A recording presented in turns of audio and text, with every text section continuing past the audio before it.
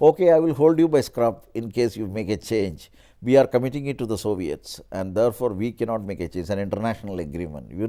The amount of, but then he asked a lot of questions. What happens if you come down in orbit? What happens if you go up in orbit?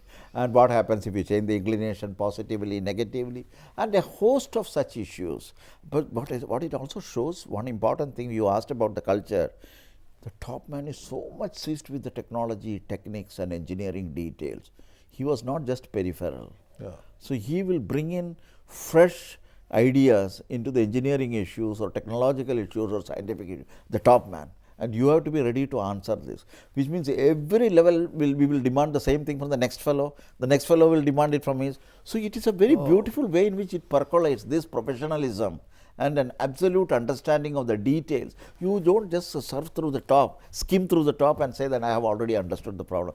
Nothing is allowed in ISRO because you don't know who is going to ask what type of questions at what time, and especially the top man is very much seized with the problems. So this is Professor Dhawan. So doctor, actually ISRO is like an icon of India now. You go anywhere and people will say, oh, this is the country which has the capability to send mission to moon.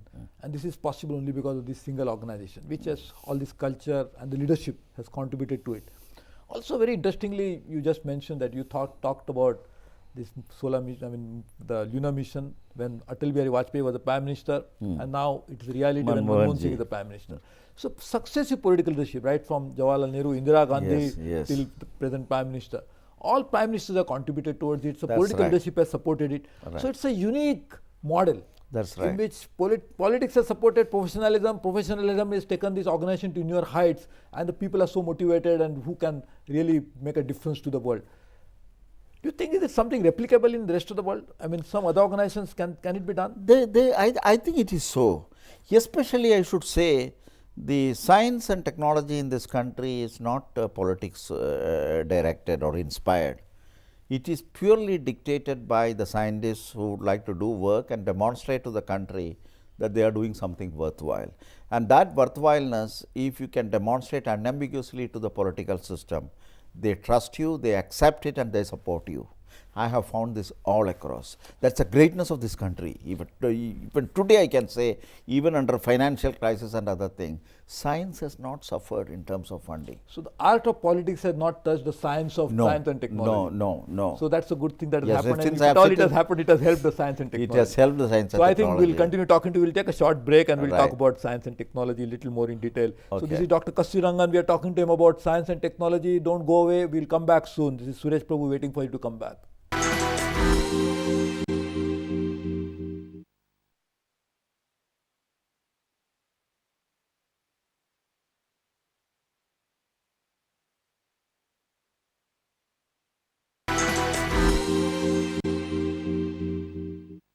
Welcome to Top Shot. We are talking to Dr. K.Kasturirangan, former chairman of ISRO, about how we managed to send a mission to moon and the issues related to that. Doctor, you have made us really proud. But just tell me, some people always feel that sending a mission to moon is waste of money. Why should we invest money into something like this? First, India is a poor nation. We have got more than 40% people living below poverty line. And whether science is something which is an elitist subject, not related to common man's problem, particularly the remote sensing, GIS, issues like that, because remote seems to be so remote that common man cannot sense it. That's true. So tell me, what is the relationship between this science that we are trying to develop and solving common man's problem?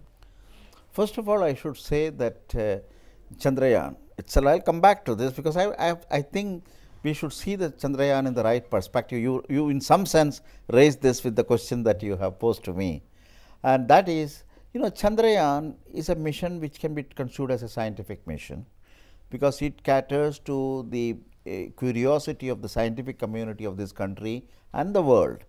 And there is this fundamental question of the origin and evolution of the moon which is still not answered. And hidden in those secrets of that evolution and the origin of the moon is the secret of the origin of the earth itself. Okay. And we need to understand our planet much better if we have to manage the planet. So there is science in it, but the science will ultimately... common man's own interest, because in the common if man's he's living on the earth and he doesn't know how the earth was evolved, and over a period of time, how will he going to live on live? It's an absolutely fundamental question.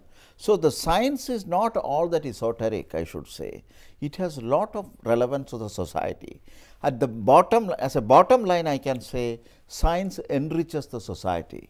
And when you talk of enrichment of a society, it says that the society is well informed about issues and things, and the society is able to make critical assessment of various development.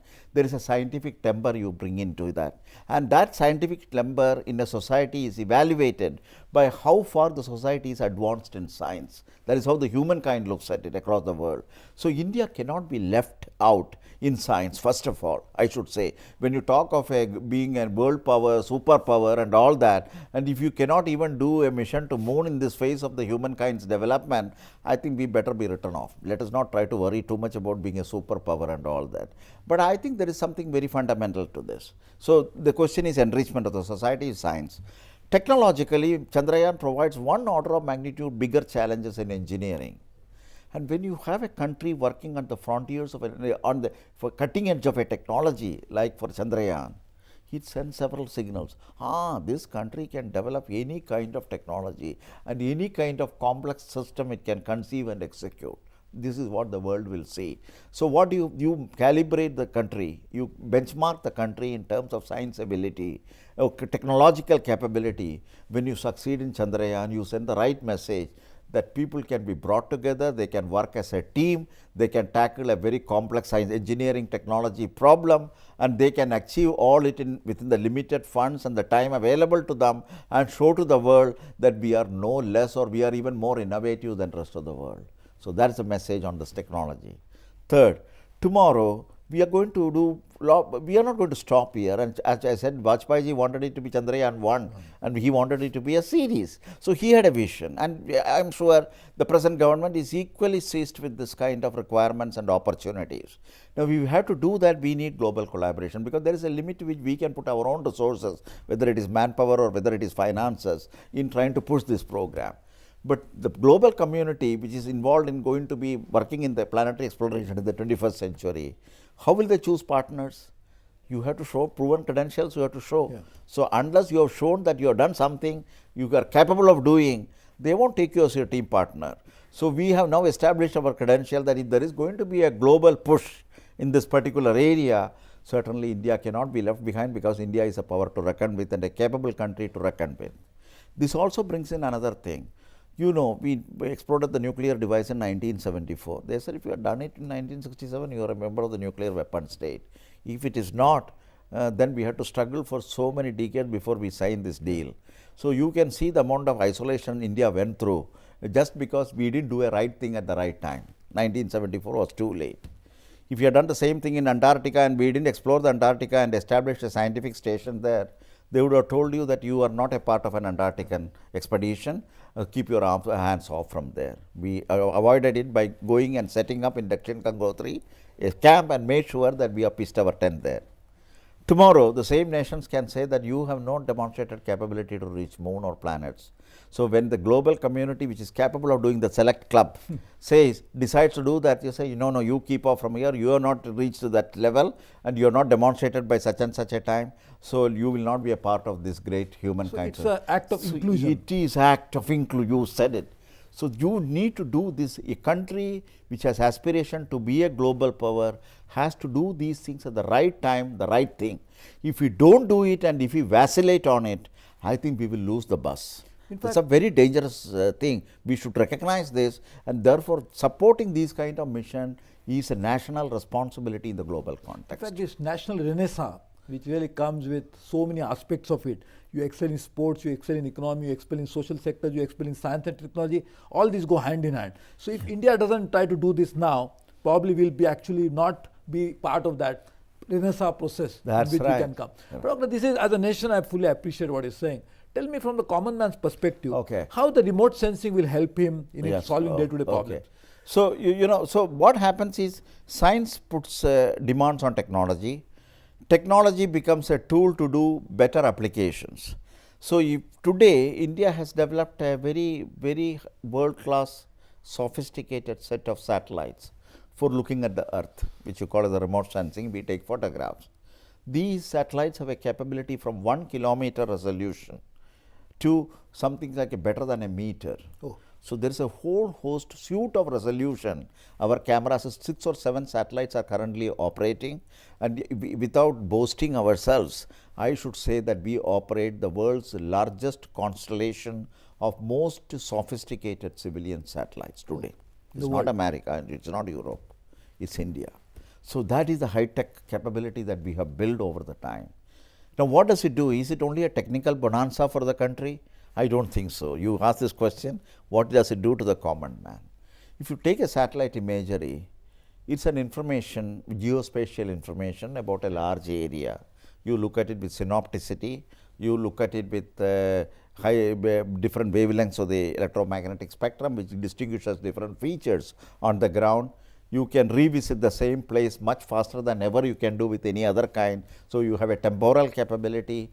All these builds up into looking at a resource issue in a very unique fashion, the like of which has never been done without a space system. So that's where the remote sensing comes into picture.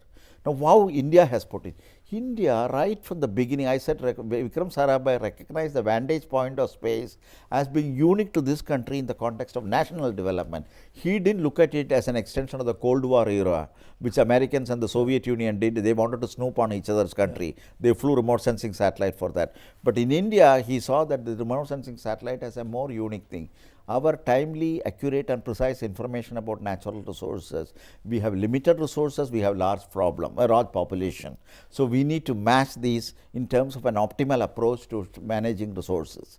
That's where the satellite systems provide a unique capability. Let me take few examples. Take the case of drinking water, and I know you are one of those persons in this country who is very well versed with the water related issues. What are the water related issues? First, you have to provide water, drinking water to every village, which means there is in the first national drinking water mission, you put even a condition that within 1.24 kilometers or so, there should be a location for drinking water which should be available to a village. So this was an objective of that. Now how do you see, how can you find out a place where you can have a well, if it is not surface water, if it is a groundwater, how do you do that? Satellites have a unique ability to look at the geomorphological features. You know, the groundwater is a part of a geological phenomena and subterranean ducts. Now, to understand the subterranean ducts, you need to look at the large-scale geological features on the surface. The large-scale geological features, what I mean is hundreds of kilometers to 1,000 kilometers. Those faults and lineaments are more easily discernible in a synoptic view than by looking at from the ground. You can never see a fault and lineament by standing on the ground. So that's where the importance of looking from the space of a geological feature comes in. Use that information, look at the hydrological information, look at the geomorphological information. All these are can be culled out of a satellite image. Add to it all the topographic sheet, topo sheets and all that. Then you create a geographic information system, a multi-layered information system, and you model the system, and here emerges potential locations of groundwater from that multi-layered geographic information system. It tells you if you drill a well here, you have a high probability of hitting water below because of all the parameters match there, and those parameters are derived mainly from the satellite images. And no common man can survive without water. And 95 to 98% success when you drill or using this information. If I do it with water diviner or even any other conventional method, the success rate is only 40-45%. So you can see it doubles when you use satellite maps. And economics, you a single borewell, how much does it cost? 50,000 rupees? Yeah. And so if you can avoid drilling one waste borewell, you know the economics when you talk of lakhs of, this is what satellite has done for drinking water.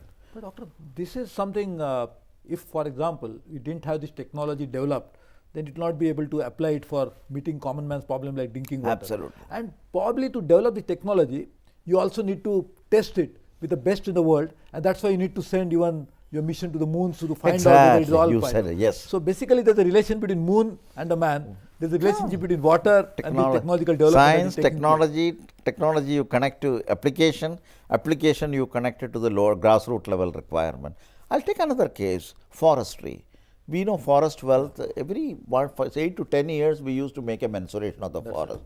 Today, satellite systems provide you every 2 years the state of forest wealth of this country, and they even place a report of it in the parliament. In fact, there is a mandatory requirement. And nobody disputes that finding. Nobody disputes that. Because And it's so today, that scientifically has enabled not only to know the forest well, how do you optimally manage the forest? And also, what is the crown density of that Crown, forest? yeah, exactly. Whether it is 40%, 100%, 90%, or whether it is just a scant forest, whether it's a That's deciduous forest, all that is known only because of satellite imagery. That's But Doctor, this point you mentioned that US and Russia, at that time, USSR, were fighting Star Wars, and just for supremacy over the they sky. get there, yes. Whereas we are always thinking about for peaceful purposes, uses, for development right, purposes. right. Like we are saying, even nuclear technology we want for peaceful purpose. Yeah, We exactly. don't want to destroy anybody.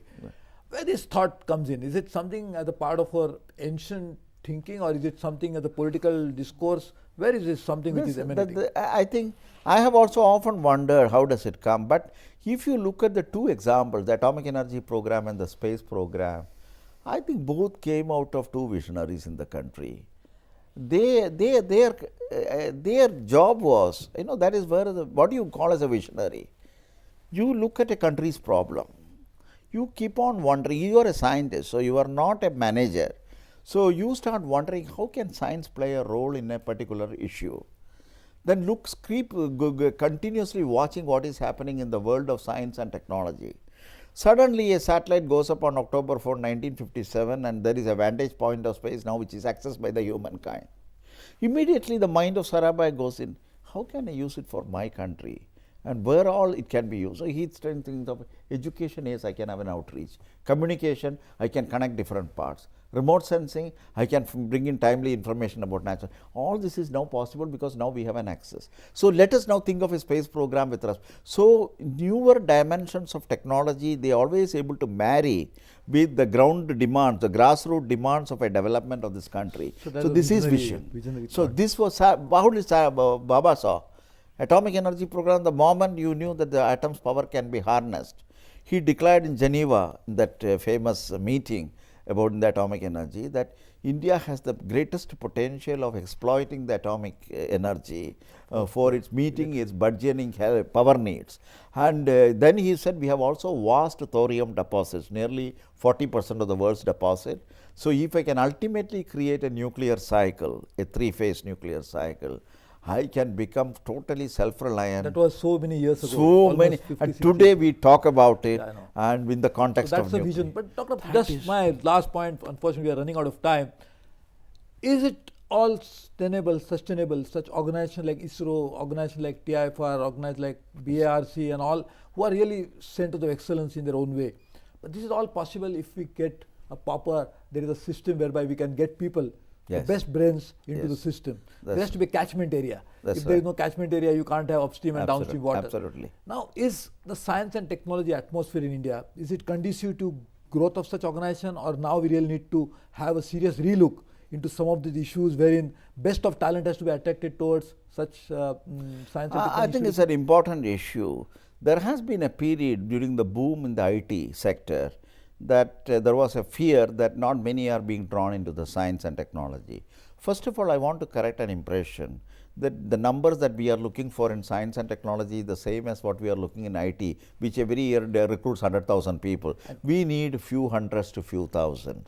It's possible to detect them, track them, mentor them, and convert them into competent scientists. So it is still possible to do it. It is still possible, and there are institutions coming up now and earlier which were there, like IITs and I think IIScs. This will We certainly really take look care of forward, it. Dr. Kasturirangan. I'm sorry we are running out of time. Right. Otherwise, But it's I would great love speaking talk to you, Suresh. And maybe next time we'll meet. We'll not meet here. Probably we'll have your interview conducted on the moon, so we can talk a little longer without constraint of time and space. Maybe Right. we'll do that soon. But thank you very much for joining this program, and I hope that we'll have more ISROs to be created in the next few years' time. Thank you very much for joining this program, Dr. Kasturirangan. Thank you very much, Suresh. It was Dr. Kasturirangan who is now giving us a very optimistic view about the future of India based on science and technology, the scientific temper.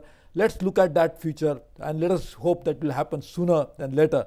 So this is Suresh Prabhu bidding you goodbye in Top Shot. Thank you.